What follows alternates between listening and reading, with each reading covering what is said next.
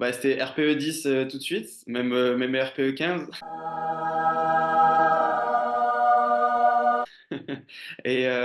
Mais bizarrement, peut-être le cycle aussi a fait quelque chose, mais c'est genre 3-4 minutes après, mon RPE cœur était bien, tu vois. C'était juste les jambes qui étaient forcément pétées et c'est logique. Mais le cœur était bien, tu vois, je suis descendu très rapidement.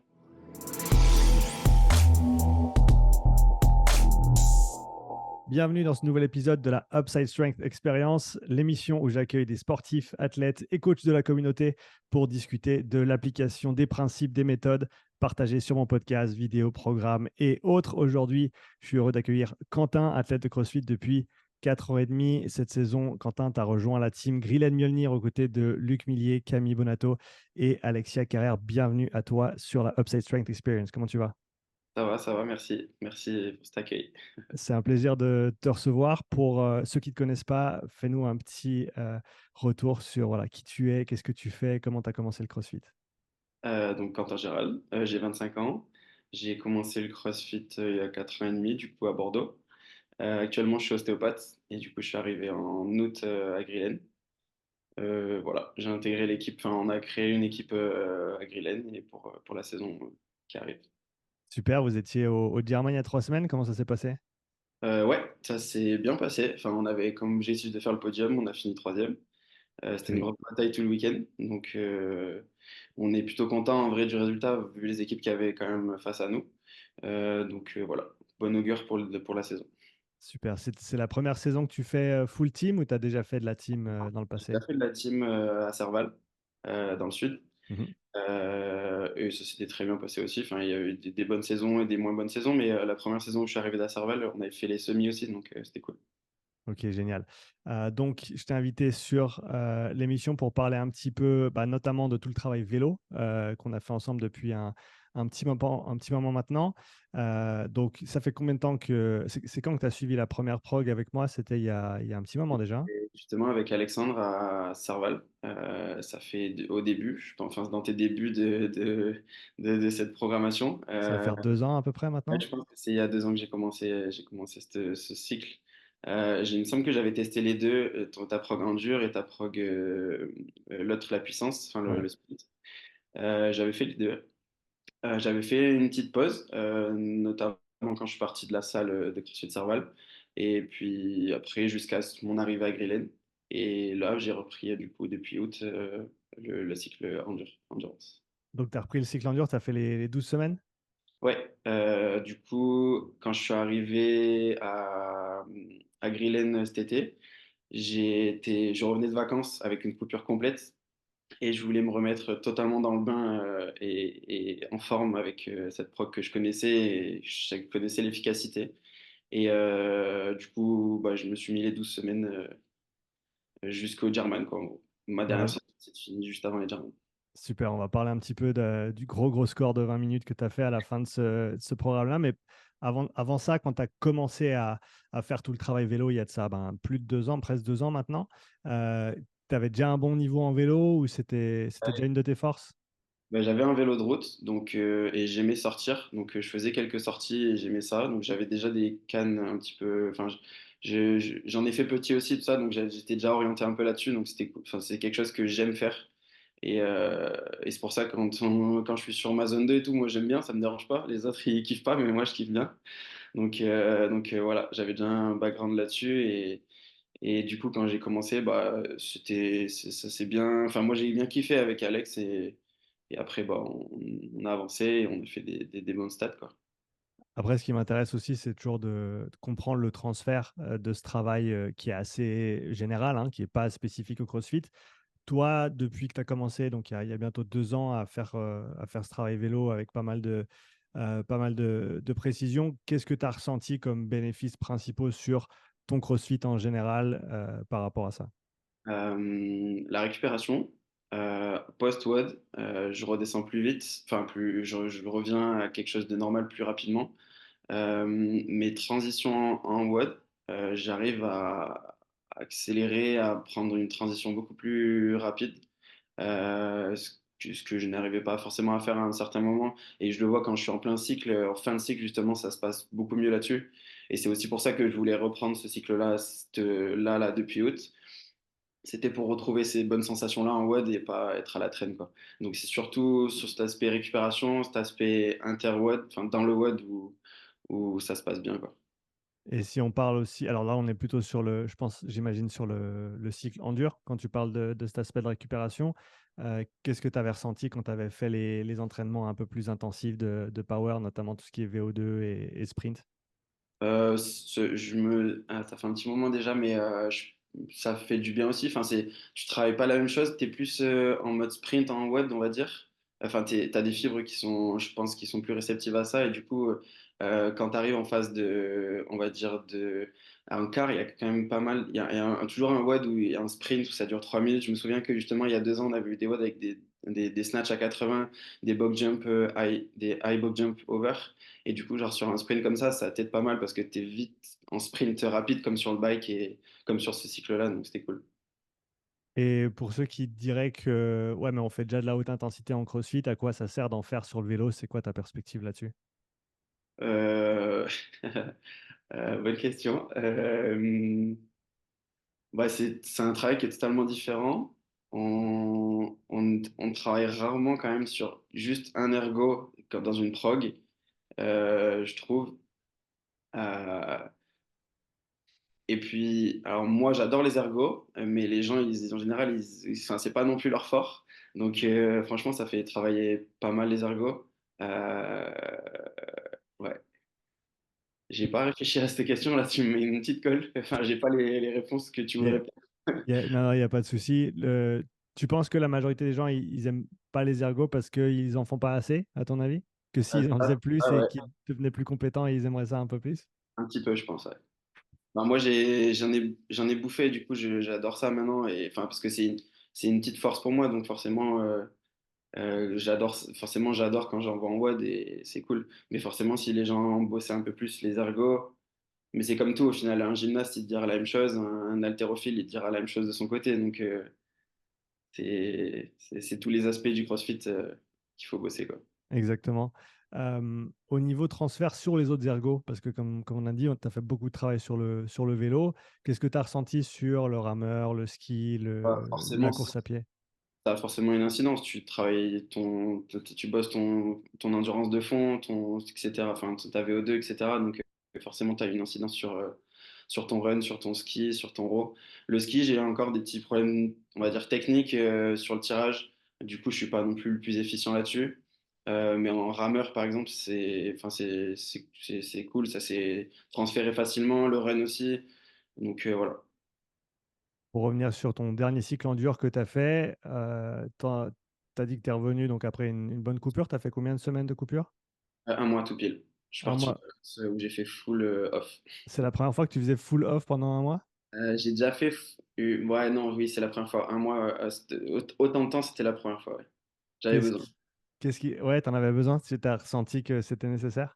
Ouais, ouais, l'année 2022, 2023, il y a eu pas mal de choses, pas mal d'événements perso, etc. Et c'était nécessaire pour moi de couper. J'avais fait une bonne saison quand même sur le plan individuel.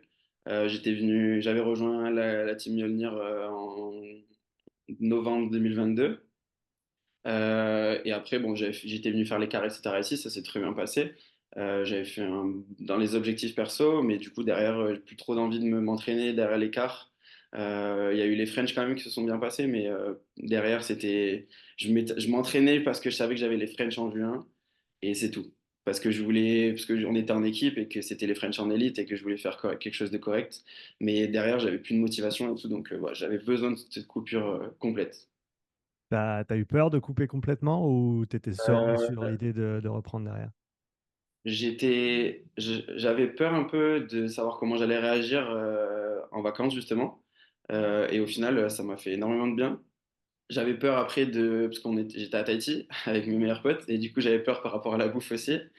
Parce que j'ai tendance à prendre vite du poids quand je fais rien, etc.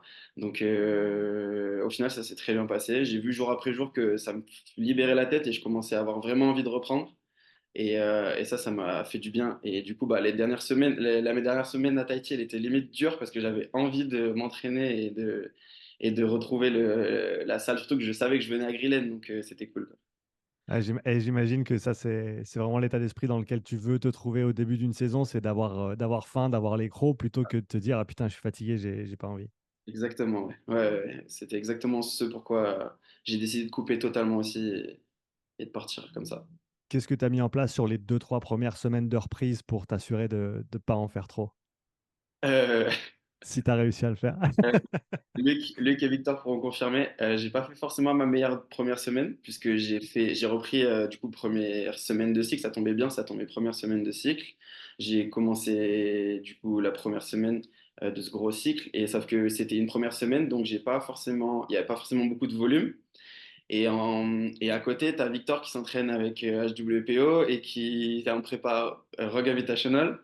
Et du coup, je me faisais beaucoup trop d'entraînement parce que j'avais trop faim justement. Et du coup, peut-être une première semaine en surentraînement. J'ai passé un premier week-end où éclaté au lit. Et du coup, après, je me suis restructuré. Et ça, je faisais plus qu'un ou deux entraînements par semaine avec Vic et la prog carré. Et ça se passait mieux comme ça. Et donc qu'est-ce que tu tires comme leçon pour la prochaine reprise après, ta prochaine coupure? Pas trop en faire, même si t'as faim, pas trop faire pas s'amener dans le surentraînement. Après, je connais ça par rapport à quand j'étais plus jeune avec le foot et tout. Du coup, je sais que j'ai pas été plus loin. Enfin, cette semaine-là m'a suffi en termes de sensations et du coup, je me suis dit là, je suis à la limite du surentraînement. Pour une reprise, c'est pas cool et c'est pas bien. Faut pas se mettre comme ça d'entrée dans la saison. Donc ça, c'est pas à pas refaire, à pas refaire. Tu penses que après un mois de coupure comme ça, avec le recul maintenant que tu as, il faut combien de semaines avant de reprendre complètement tes sensations et retrouver, alors pas ton niveau exactement pic d'avant, mais juste de revenir dans une bonne routine et de te sentir bien? À un mois et demi, je commençais à être pas trop mal. Faut au moins un mois, voire 2 mois. Tu vois, les Germans, ça tombait à 3 mois et demi, je crois, 3 mois. Là, au German, je me sentais très bien. J'ai quelques petits trucs encore à bosser, mais ça, c'est par rapport à enfin, mes aspects à moi perso. Mais je me sentais bien mieux. Enfin, j'ai vu mon test aussi au bike, je me sentais très bien. Et mes premières semaines étaient dures, mais au bout de vraiment un mois et demi, 2 mois, là, j'ai commencé à être beaucoup plus en forme et à C'est c'est- retrouver des bonnes sensations, quoi. c'est intéressant ce que tu dis. Ça veut dire que, alors, en tout cas, sur cette échelle-là, il faut en tout cas un à deux fois le temps que tu as pris off pour te remettre complètement dedans. Ça. Et Mais j'imagine. c'est gagnant-gagnant. Là, on y gagne forcément dans la tête et c'est aussi très important. Donc, Ouais, donc j'imagine la patience, elle joue un rôle important. Faut pas essayer de revenir à ses perfs antécédentes 2 semaines après, sinon tu te tires une balle dans le pied, quoi. de toute façon, j'ai pris une semaine de branlée par Victor et j'ai compris que c'était pas le bon moment encore. Revenons maintenant sur ton cycle bike endure. Donc, qu'est-ce que tu avais fait comme 20 minutes au début du cycle, à la reprise? Tu en avais refait un au retour des vacances? 331 ou 333? 333. 333 au retour des vacances? Ok. Ouais. Tu te sentais comment sur ce test après un mois off? Dur, un peu dans les mêmes choses que je t'avais dit juste avant de faire mon dernier test. C'est-à-dire que je connaissais le test, j'ai déjà fait, je pense, 4, 5 fois. Je le connais par cœur et au retour des vacances, je savais qu'il allait me faire mal, justement. Donc, pas au top et pas l'échauffement optimal, pas le genre un échauffement rapide parce que j'ai pas forcément envie de le faire. Et derrière, les jambes qui gonflent à 12 minutes à peu près l'explosion. Et après, bah, c'est de la gestion, enfin du mental pour terminer le truc, le test correctement, quoi. Ok, donc difficile sur le premier. Bon, tu pouvais t'y attendre hein, après un mois off. C'est normal que 20 minutes, ça fasse mal quand tu te mets dedans la première semaine. Par rapport aux 12 semaines, tu les avais déjà faites les 12 semaines entières? Ouais. Je les ai faites à Serval, justement. J'avais fait une fois. Je Mhm. crois que j'avais fait une bonne progression aussi. J'avais fait un plus 30 ou un plus 40, je me souviens plus à l'époque. Mhm. Je crois que j'étais à 380, un truc comme, 280, pardon, pour finir à 320, un truc comme ça. J'étais à 321, il me semble. Donc j'avais fait une bonne progression là-dessus. Et là, bah, du coup, il me semble que j'avais fait au printemps, justement, j'avais voulu reprendre cette prog-là juste avant les French. Enfin, justement, avant j'avais fait 18 semaines avant les French. Mhm. Et en fait, j'avais mal calculé que mes 12 semaines allaient finir dans mes vacances dans Tahiti, qu'il y avait les French justement au milieu. Donc en fait, mon truc était pas au top et du coup, c'est pour ça qu'après, j'ai repris sérieusement après Tahiti aussi ce Ouais, test. je me rappelle, on avait échangé un petit peu avant et on s'était dit que c'était mieux voilà, de mettre les choses un petit peu en suspens, de prendre le temps qu'il te fallait off et ensuite de te remettre dedans complètement. Dans ce cycle d'entraînement, à ton avis, avec le recul, maintenant que tu l'as fait plusieurs fois, quelles sont les séances qui t'apportent le plus, où tu sens vraiment le plus de changement? Euh, celle qui m'a fait, alors elle m'a fait du mal, mais elle était importante et même pour la tête, c'est celle de 40 minutes. Le 40 minutes à 90%, il me semble. Celui-là, elle était importante pour me jauger aussi parce que je savais pas si j'allais pouvoir tenir 40 minutes. Et elle était très cool à faire au final. Ça passe bien. Quand tu as passé les 20 minutes, ça lisse tout seul après. Et c'est au final, je fais un très bon truc là-dessus. Je suis un peu au-dessus des 90% et ça me met bien en confiance. Et je vois que mes cannes elles réagissent différemment de ce que je pensais. Et je vois que je suis plus un diesel qu'un électrique ou qu'un essence, quoi, où Ouais. j'ai besoin de temps. Et je le vois parce qu'au final, moi, ma première partie de 20 minutes est assez lente comparée à ma deuxième partie où je peux en mettre encore, tu vois. Et du coup, ça m'a indiqué sur mon test 20 minutes ma stratégie qu'il fallait que j'utilise, tu vois. Et même par rapport à mon échauffement, qu'est-ce qu'il fallait que je fasse? Et il fallait que j'en mette un peu plus à l'échauffement pour que je réagisse différemment. Et ça m'a fait énormément de bien. Est-ce que Et- ça a changé la manière dont tu abordes tes échauffements, même ouais, dans le CrossFit, ouais, même ouais. pour les WOD? Ouais. Je mets plus d'intensité dans l'échauffement, je fais plus des tests de plusieurs rounds plutôt que de partir limite à froid, à faire juste 10 minutes de bike et c'est tout, tu vois. Les 10 minutes de bike sont importants, mais si tu restes linéaire et que tu fais juste de la zone 1 et qu'après tu pars en WOD, c'est pas ça qui va te. Enfin, tu vas être dans le rouge direct au bout d'une minute. Alors que là, justement, j'ai compris et justement, c'est ce que j'ai fait en échauffement de mon test, c'est que tu fais des accélérations. Enfin, comme je t'ai écrit par message, j'ai fait, je crois, un échauffement de 25 minutes que j'aurais jamais fait avant. Et j'ai fait des intensités, des redescentes, des paliers, des trucs à mon intensité seuil. Et au final, après, j'ai démarré mon test 20 minutes avec un palier qui était bien plus élevé, tu vois. Ouais, je pense que ça, c'est assez commun. L'échauffement, il est souvent négligé, autant en termes d'importance globale, mais surtout en termes d'intensité. Je pense qu'on met Ouais. pas assez d'intensité dans les échauffements, surtout quand il y a quelque chose de dur qui vient après. Ça. Et ce test, ce bloc-là de 40 minutes cette semaine-là, je crois que c'est à peu près au milieu ou c'est la semaine 8, 9. Derrière, tu as les petites sessions. Après, tu repasses sur les petites où tu pars sur des 8 minutes, je crois. Et du coup, ces moments-là, j'avais capté ça. Du coup, j'ai amélioré mon échauffement et je suis reparti sur ces 8 minutes, pardon.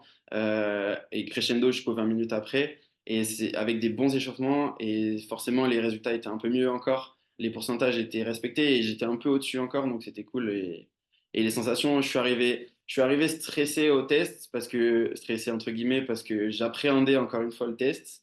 Mais au final, cet échauffement-là, il m'a tellement mis en confiance que derrière, je suis parti trop bien. Ouais, ça, je pense, c'est un autre avantage d'avoir une bonne routine d'entraînement. Et si tu sens qu'elle t'aide, c'est qu'au niveau confiance, tu sais que voilà, tu as tout pour bien faire. Après, il y a plus qu'à. C'est ça. Et donc, en parlant de ça, parle-nous un petit peu de ce retest de 20 minutes que tu as refait il y a de ça à peu près un mois maintenant. Tu pars avec quelle intention? Qu'est-ce que tu as dans la tête sur les premières minutes?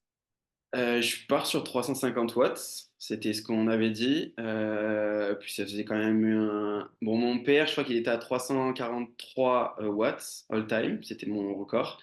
Donc 350 était déjà correct. Et ça faisait un plus 10, plus 27 d'augmentation. Donc c'était cool. Donc 350 en tête. Au final, je me mets quand même à 360 sur les 2 premières minutes. Et je le fais par palier. Donc jusqu'à 5 je devais tenir en dessous de 300, au-dessus de 355. Et comme ça me laisse une marge si jamais j'ai 2 minutes, 3 minutes où je pète, aux alentours des 10. Et du coup, jusqu'à 5 j'ai tenu 355, c'est passé, j'étais à 357. Du coup, je me remets un palier à 10, en mode je tiens jusqu'à 352. Comme ça, si jamais je pète, j'ai encore une toute petite marge. Et là, j'étais à 355 à 10 minutes. Et du coup, mon 300, là, je me suis dit, ok, je suis bien. Et j'ai passé la moitié. Donc là, je me gère encore pendant 3 minutes. Parce que j'ai encore un moment où je peux avoir les cuisses qui explosent si là, je fais le con pendant une minute. Du coup, je me suis géré jusqu'à la minute 7, enfin jusqu'à 13 du coup, jusqu'à la minute 13 à 355. Et au final, je me suis géré, j'étais à 358 à la minute 13. Donc, j'ai vu que je pouvais gratter un watt par minute et d'average. Et c'est ce que j'ai fait jusqu'à la fin après. Après, j'ai fini enfin, j'étais à 380, 400 watts d'average, enfin de moyenne, et mes dernières minutes à 500, voire plus. Donc, tu as vraiment bien géré les 20 minutes en progressif. Ça a fait une grosse différence par rapport au fait de partir plutôt haut et ensuite de devoir finir bas. Ouais, ouais, ouais. Les autres tests, je me mettais sur 10, 20 10, 20 watts au-dessus de mon average cible. Et au final, j'avais toujours de 8 à 12 minutes, une explosion. Et là, j'étais en gestion des watts pour éviter de descendre trop bas c'était du travail mental, là, que du mental. Parce que tu es en RPE 10 sur les jambes. Et après, la fin, ça va parce que tu sais qu'il te reste 5 minutes. Tu es en gestion, mais tu peux pousser un peu plus. Du coup, tu arrives à faire un score correct. Mais franchement, c'est beaucoup plus facile d'apprendre le test comme ça que d'y aller en mode YOLO et on verra ce que ça donne, quoi.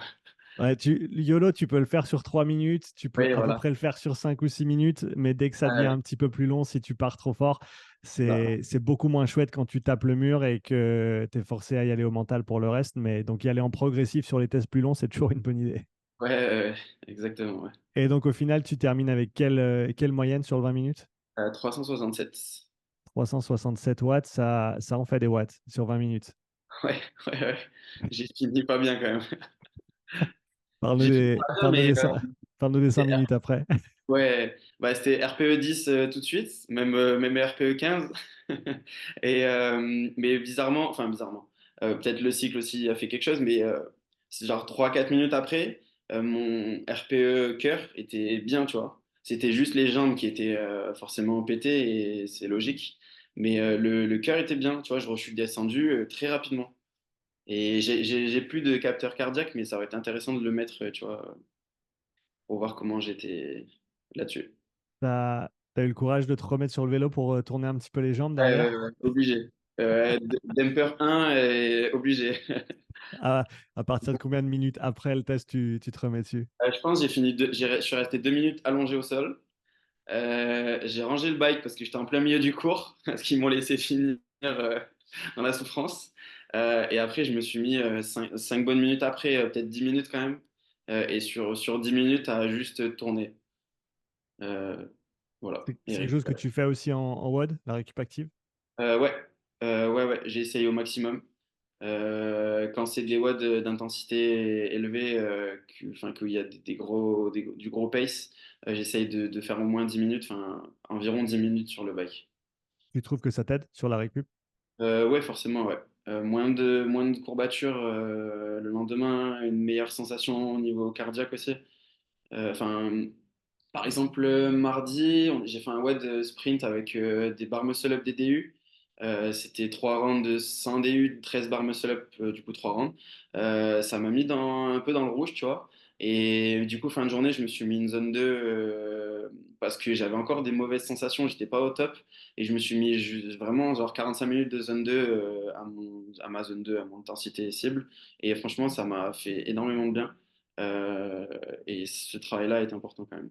Je le garde encore, tu vois, malgré que je suis plus en cycle là.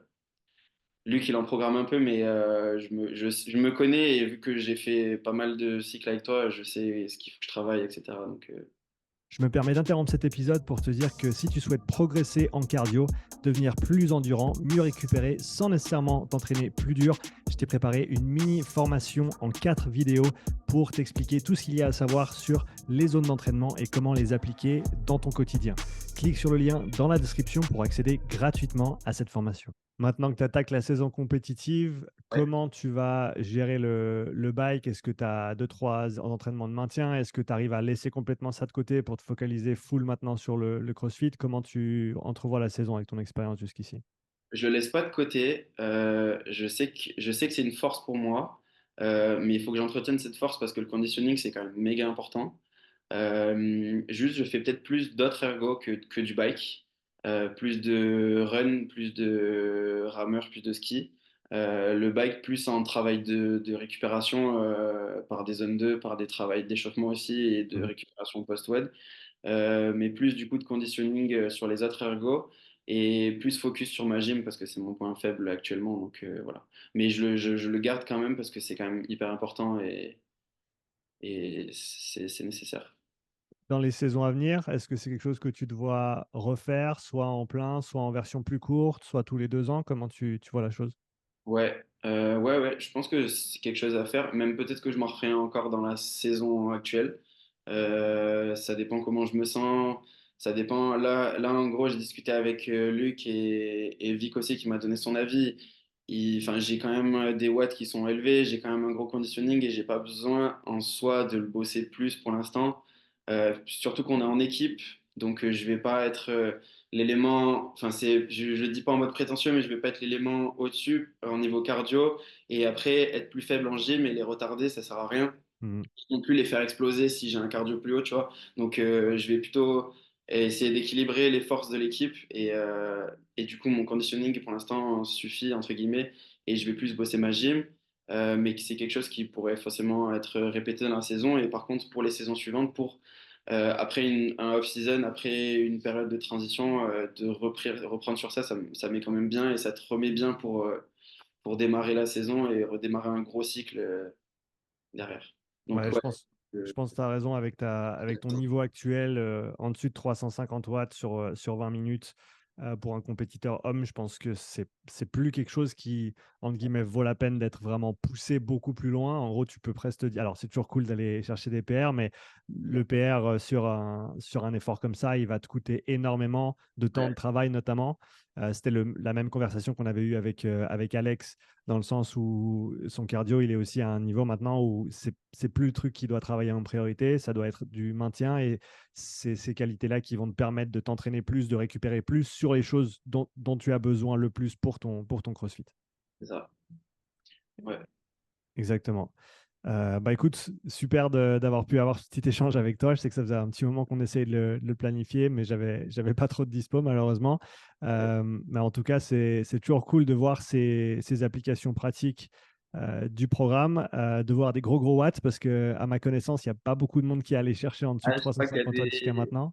il y a des échos comme quoi, enfin Vic m'a dit comme quoi Jason Hopper aurait peut-être fait plus de 400. Ouais, C'est un gros morceau après, donc ouais, c'est un gros morceau, mais je pense que ouais, dès le moment où tu passes les 350 en tant que compétiteur homme, tu es très clairement dans l'élite. Et comme on a dit, il y a pas, ça va pas faire une énorme différence de gagner 10, 20, 30 watts sur ce test-là par rapport au temps que ça va te prendre et ce que tu pourrais réallouer autre part. Mais en tout cas, c'est une grosse perf. Je serais curieux de voir bah, en France qui d'autre peut aller chercher des watts comme ça sur 20 minutes. En tout cas, c'est impressionnant.